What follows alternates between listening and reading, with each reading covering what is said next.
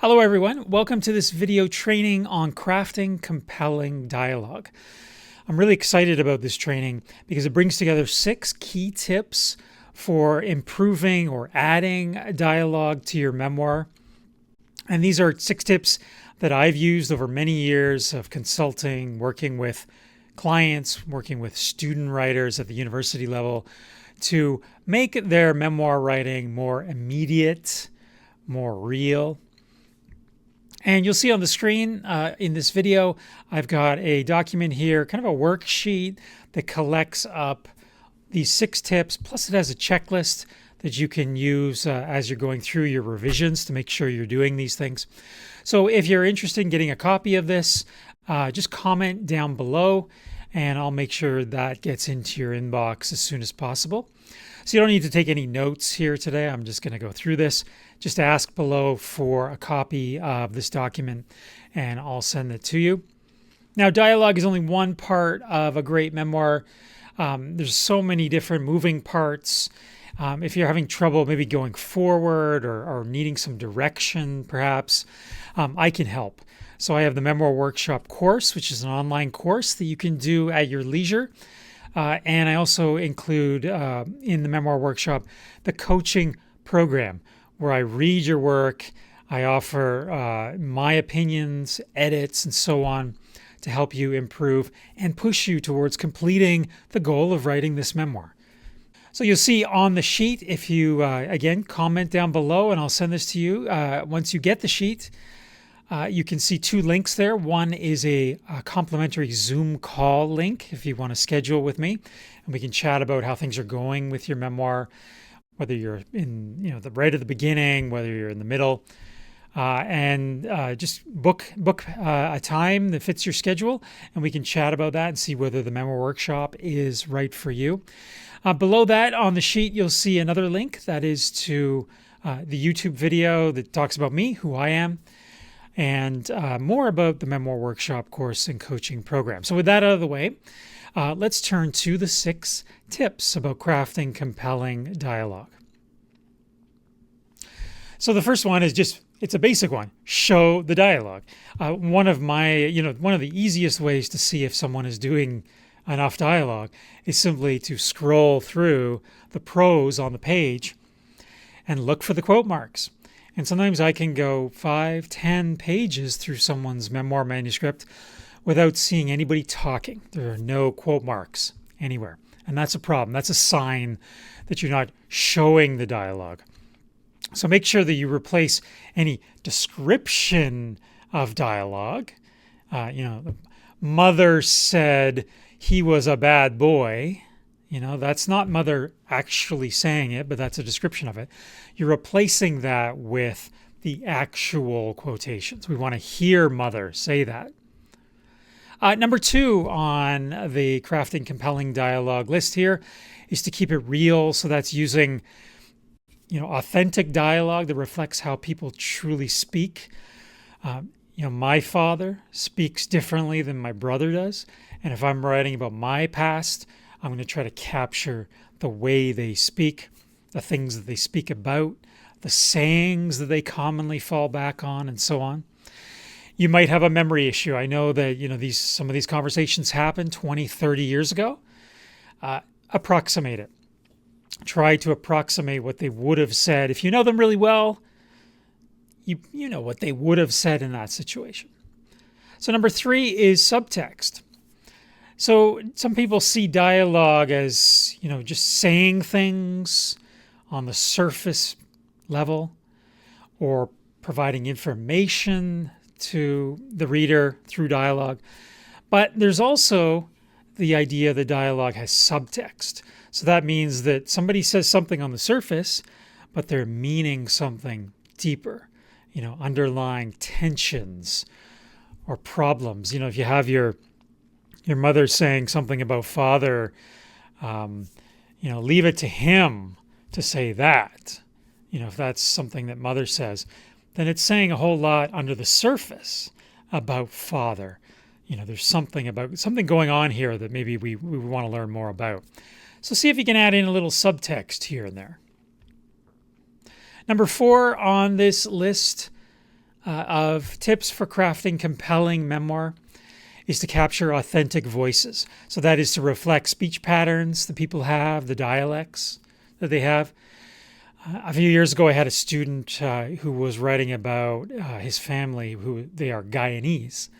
And he actually captured in the quotes, in the actual text, he captured the way they talked. Sometimes he had to use misspellings because that's the way they pronounce certain words. Sometimes he used apostrophes to eliminate parts of words because in the real speech, they were not saying those middle parts of words. Sometimes you see that when people, instead of say, I am going to the store, in quote marks, they'll say, I'm going, with the apostrophe, to the store, that kind of thing.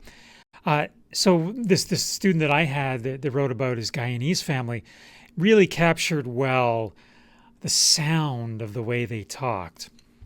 You just have to make sure that it's clear to the reader. You don't want to make the reader have to process too many words and go and decipher what a word means and fill in the blanks. If it's gone that far, you've probably actually captured the authenticity too much, and you're going to have to tone it down a little, bring back the full words or the proper words just to make it easier on the reader. Like point 1, another point, number 5, is to avoid over-summarizing. So in the Memoir workshop, when I get clients sending me their writing and I'm going to offer comments, one thing I do is I look through for summaries of conversations. So what's wrong with a summary of a conversation? Well, I don't feel like I'm right there with you. You want in your memoir scenes to create immediacy. You want to make the reader feel like they're right there on your shoulder, in the room, watching everything, hearing everything, most importantly. But if you summarize a conversation saying like, Joe said that he was stupid, and he turned around and mumbled something about this or that, and then Sarah wondered out loud, why they were arguing about this. So right there, just 3 made-up sentences that are summarizing conversations. And I see this so much in student writing, particularly beginning memoir writing, is that there's almost a fear of using the actual words of people. But of course, when you do summarizing conversations in that way, I'm not right there in the room. I'm not hearing these characters. I don't get that character development. I feel like I'm in the next room. I'm on the other side of the wall and I'm just hearing people mumbling, right? I'm just hearing, wah, wah, wah, wah, wah, like this.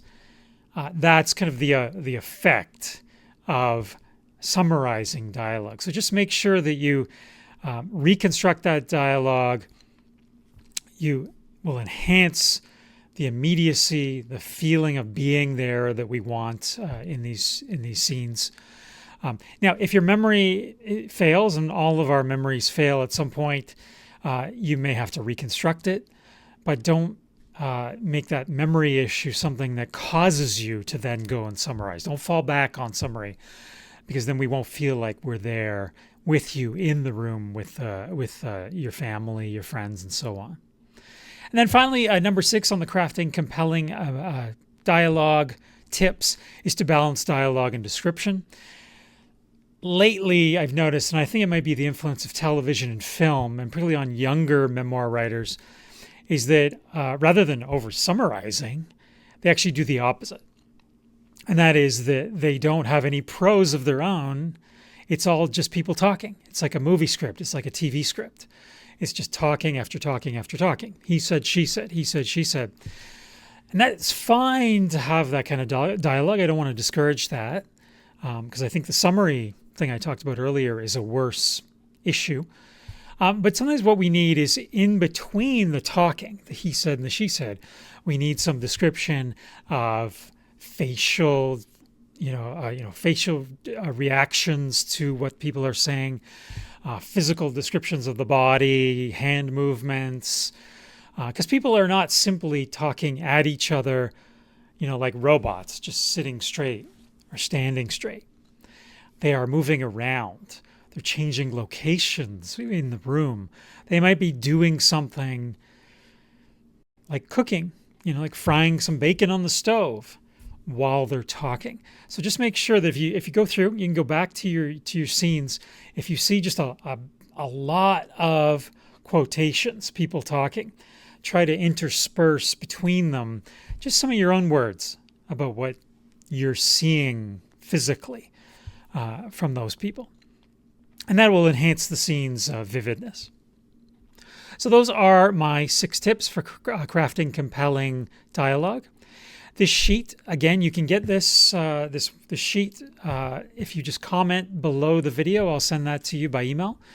It has the specific dialogue integration techniques, and importantly too, it has a checklist. So all the things I just told you about, here's a checklist. You can see there on the screen. Things like authenticity, purpose, clarity, and balance, and so on.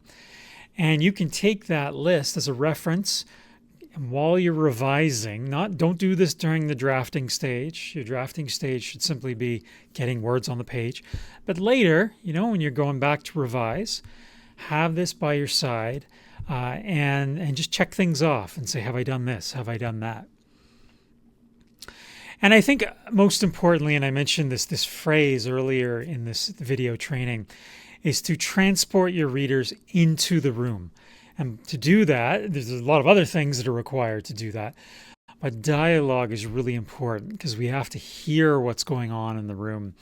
So just make sure you're transporting us to the room you're in with that direct dialogue. And think about a number of these 6 points.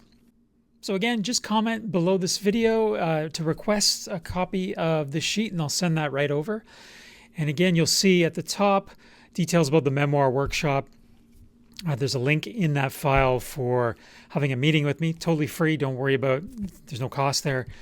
We can talk about whether the Memoir workshop is right for you. And also, if you don't want to meet with me, but you just want to check out more about myself and the Memoir workshop course and coaching program, the link is on there. So I hope this video has helped you, and I'd like to hear your comments about some of these points.